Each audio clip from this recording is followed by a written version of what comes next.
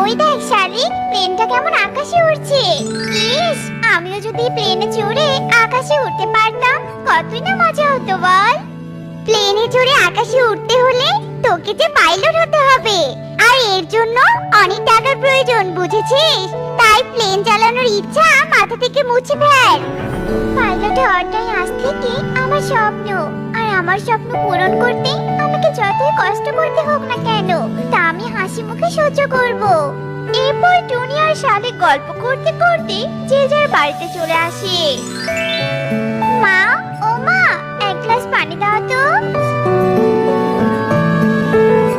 এই নে রে মা, তোর পানি।